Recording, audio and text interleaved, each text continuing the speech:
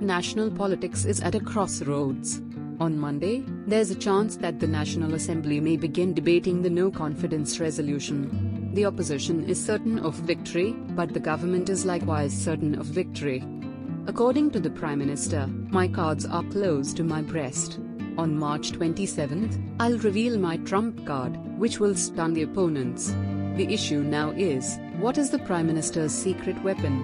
There have been rumors regarding it. The Prime Minister spoke with media yesterday, making it clear that his trump card isn't about firing or hiring someone new. The crucial thing to note is that the majority of the inquiries from the media focused on government establishment connections. The Prime Minister was questioned about the establishment's attitude and who is behind the opposition. In response to the inquiries, the Prime Minister said emphatically that he would not discuss the institutions today or tomorrow. Many of those who met with the Prime Minister concluded from his responses that he has a favorable impression of the army chief and has resolved that no matter what rhetoric the opposition leaders use against the army, he would not make a comment that may harm the institution's image. The Prime Minister believes that the public are on his side and that the administration does not need anyone's help. The Prime Minister also feels his administration has lost some support, but when people saw Shehbaz Sharif, Asif Zardari, and Maulana Fazlur Rahman together, the PTI's popularity began to rise once again. When the people witness a sea of people at the March 27 Public Assembly in Islamabad, the Prime Minister expects that friends and dissidents would rally behind the government and its institutions.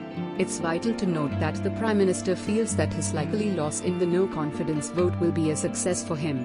He believes that even if the administration fails, the PTI's popularity will grow, and people will believe that the government has been treated unfairly.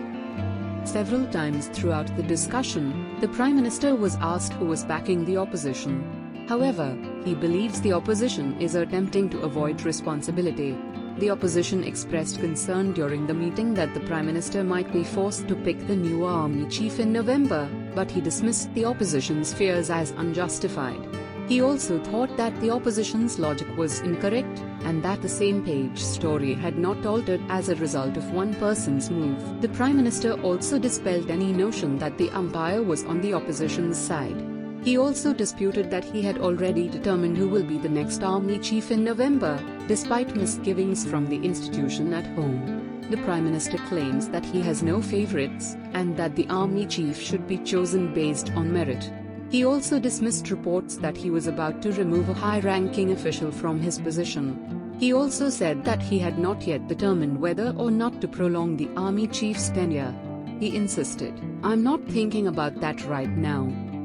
The Prime Minister has been rumored to have chosen to dismiss Punjab Chief Minister Osman Buzdaur in recent days, but he has said that he is happy with his performance. The Prime Minister also dismissed charges that a family in Punjab was involved in corruption.